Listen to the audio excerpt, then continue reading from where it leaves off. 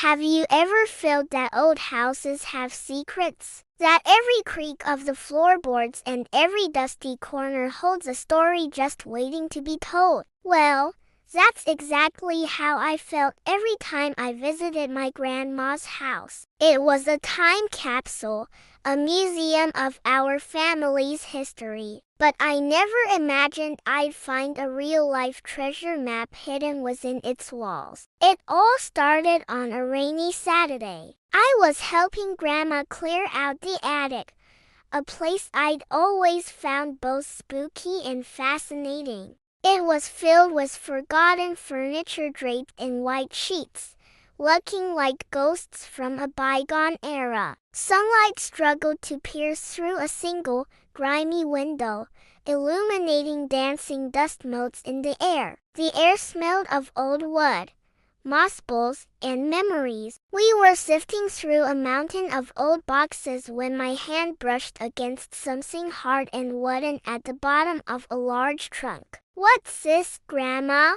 I asked, pulling out an old, beautifully carved wooden chest. It was surprisingly heavy and locked with a rusty, intricate lock. Grandma's eyes widened. "Oh, my goodness," she whispered. "I haven't seen this since I was a little girl. This belonged to your great-great-grandfather, a sea captain they say had a taste for adventure." My heart started pounding. A sea captain? Adventure? This was getting interesting. The key was long gone, of course. After a bit of fiddling with a hairpin, a trick I probably saw in a movie, the old lock gave a satisfying click and sprang open. Instead of gold coins or jewels, the chest was filled with old letters, a tarnished brass compass, and a leather-bound journal. And tucked inside the journal was a piece of parchment, yellowed and brittle with age. I carefully unfolded it. It wasn't just any old paper. It was a map. Drawn in faded ink were coastlines I didn't recognize, strange symbols, and a large X marking a spot on a small, teardrop-shaped island. At the bottom, in elegant cursive, were the words, "Where the sun kisses the sea, my greatest treasure you will see." A real treasure map. In my hands, I looked at my grandma, my eyes wide with disbelief. She was just as stunned as I was, a slow smile spreading across her face. "Well," she said, her voice filled with a new excitement, "it looks like your great-great-grandfather left us a little adventure." The next few days were a blur of excitement and research. We spent hours in the local library, poring over old nautical charts and history books. The map was cryptic, with riddles instead of clear landmarks. 3 peaks guard the cove. One clue read, "Follow the shadow of the tallest when the moon is full." It felt like we were living in a storybook. We discovered that the teardrop-shaped island was a real place, a small uninhabited isle a few hundred miles off the coast, known to local sailors as the Weeping Maiden.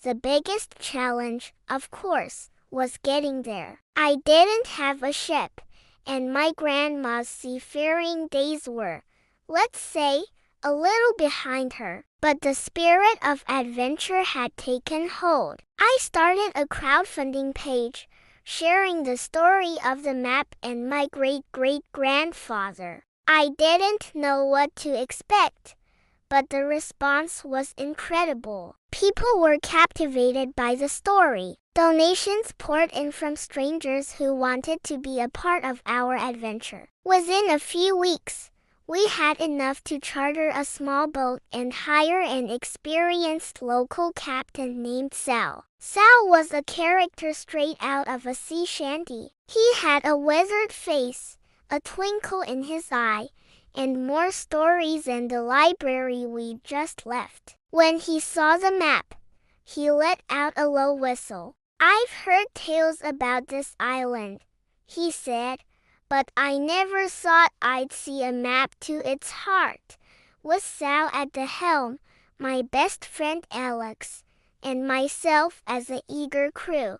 We set sail at dawn. The sea air was crisp and salty, and the rising sun painted the sky in shades of orange and pink. It was the start of the greatest adventure of our lives. The journey was anything but smooth. We faced a sudden storm that tossed our boat around like a toy. Waves crashed over the deck, and for a terrifying moment, I thought our adventure was over before it had truly begun. But Sal was a master of the sea. He navigated us through the storm with a calm that was both inspiring and incredibly reassuring. As the storm passed and a rainbow stretched across the sky, we finally saw it on the horizon, 3 jagged peaks rising from the ocean. The Weeping Maiden. Landing on the island was like stepping into another world. It was lush and wild, with dense jungle and the sound of exotic birds echoing through the trees. Following the map, we hiked toward the 3 peaks. It was tough going, scrambling over rocks and through thick vegetation. Finally, we reached the cove. As the sun began to set, we waited. We had timed our arrival for the full moon, just as the riddle instructed. As the moon rose, casting a silvery glow over everything, we saw it. The shadow of the tallest peak fell directly onto a large, flat rock near the water's edge. The X on our map, our hearts hammered in our chests. With trembling hands, we used our shovels and a crowbar to move the heavy rock. Beneath it was not a chest, but a stone slab with an inscription. We cleared away the dirt and read the words,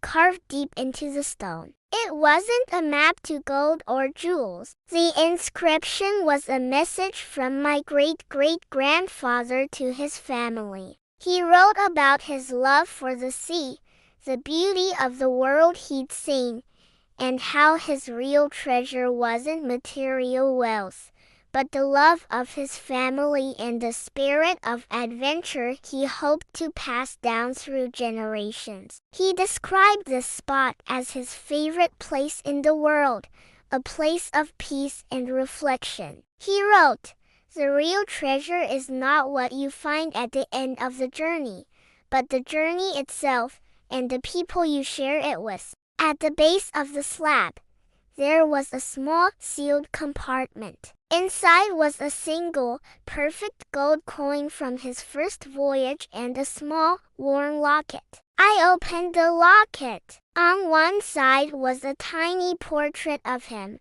and on the other, a portrait of my great-great-grandmother. I felt a wave of emotion wash over me. We hadn't found a pirate's fortune, but we had found something infinitely more valuable. We found a connection to our past, a story that had been waiting for us to uncover. Standing on that remote island, with the locket in my hand and my ancestors' words in my heart, I understood. The thrill of the search, the bond I'd strengthened with my grandma, the new friendship with Sal, the courage we found in the storm that was a treasure. The journey had changed me. It taught me that adventure isn't just in old maps. It's the choice we make. It's about being curious, taking risks, and cherishing the connections we make along the way. We brought the locket and the coin back for Grandma. When she held them,